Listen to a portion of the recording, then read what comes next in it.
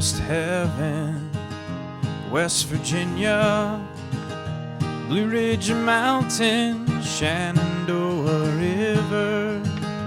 Life is old there, older than the trees, younger than the mountains, growing like a breeze. Country roads take me home to the place I belong. West Virginia, Mountain Mama, take me home, country road. I'm Mr. Casto, and right here on this episode of Where in West Virginia is Mr. Casto, we're in Point Pleasant, West Virginia. And what better place to start than right here at Fort Randolph. Fort Randolph, pretty important fort in the history of the area. Originally, this fort was located in a different spot. They've rebuilt it in the 1970s. But this Fort Randolph is most notably remembered for the place where Chief Cornstalk was murdered in 1777. Now, Point Pleasant's full of history, and in this episode, we're gonna be checking out some that's a little bit more on the normal history side, like Endie Way State Park, but also we'll be checking out the Mothman Museum. Here we go. Today, the replica of the fort stands at Crowdle Park just off Route 62. The fort is typically open to the public during the summer from Friday to Sunday, 10 to 4 p.m. There are also other events through the year, such as a reenactment of the siege of Fort Randolph. It was originally located on the north bank of the Kanawha River at its mouth at Point Pleasant. Captain Hornbuckle had the fort constructed in 1776. It was named for Peyton Randolph, who was the president of the Second Continental Congress. The original was burned down after it was abandoned. Just 5 minutes down the road is Endie State Park, right next to the Kanawha and Ohio rivers.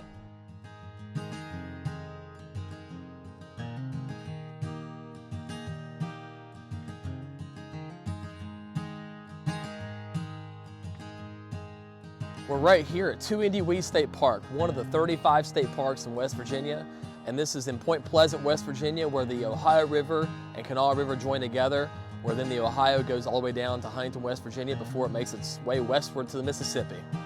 Right here is the site of Lord Dunmore's War, and the only land battle of the war, the Battle of Point Pleasant.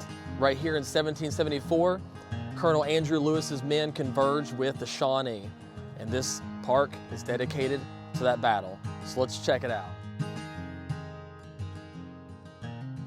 Endie is located at the confluence of the Kanawha and Ohio rivers. The name Endie is from the Wyandot tribe that once used this area and translates to point between two waters. The first thing you'll notice when you pull up to this state park is the monument dedicated to the frontiersmen who died in the 1774 Battle of Point Pleasant that occurred on October 10th, 1774. This battle was the only official battle of Lord Dunmore's War and a precursor to the American Revolution. The historical park contains the remains of Chief Cornstalk, who was well respected by both his tribe and the frontiersmen.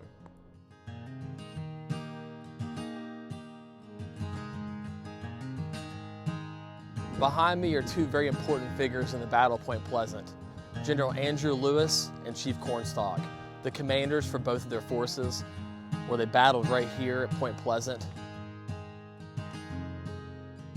Right here at Endie State Park on the back side of the flood wall, one of the really cool things they've done in this area is so much of the history is actually painted in murals on the flood wall itself. Behind me is just one example with Vandalia over here, which was going to be the 14th colony before America decided to, declare their independence from England. And the reason why it might be right here at Point Pleasant is the proposal was for Point Pleasant to be the capital of this 14th colony. Just one of the really cool things here at Endie State Park is this mural on the flood wall. The flood wall mural was painted by the world-renowned artist Robert Dafford. The mural is 150 feet long and ranges from 15 to 18 feet high. Great care was taken both in the quality of the paint used as well as the prep work before it was applied. The life expectancy of this mural is around 100 years. Right here in Point Pleasant, you can't come here without checking out the world famous Mothman statue right here next to the Mothman Museum, which is the only Mothman museum in the world. So it's definitely worth checking out. The folklore of the area is something that has made impact on U.S. history, and people come from all over to check it out. And right here behind me, a little tidbit about this statue. The eyes are actually from Blenko glass in Milton, West Virginia in Cabell County. The Mothman sculpture was dedicated in 2003 and has become a popular stop in the area. Right here behind me is the Mothman Museum. Let's check it out. The Mothman Museum opened right next to it in 2005 and has grown over the years with increasing popularity of the Mothman story, which was even featured in the movie Mothman Prophecies in 2002.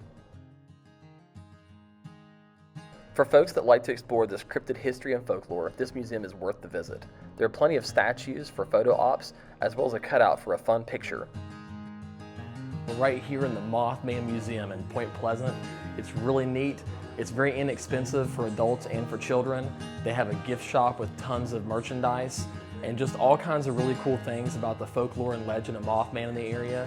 There's all kinds of newspaper clippings and people's eyewitness accounts of what happened, as well as pictures and videos about the area and documentaries about the Mothman itself. There's even a documentary you can watch while you're in the museum, and tons of memorabilia and other things can be found here as well. Before leaving, I highly recommend checking out their gift shop.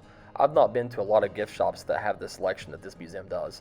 They have everything from coffee mugs, tumblers, shirts, hats, stickers, patches, and even soda with Mothman themes. It's definitely worth checking out the next time you're in Point Pleasant, West Virginia.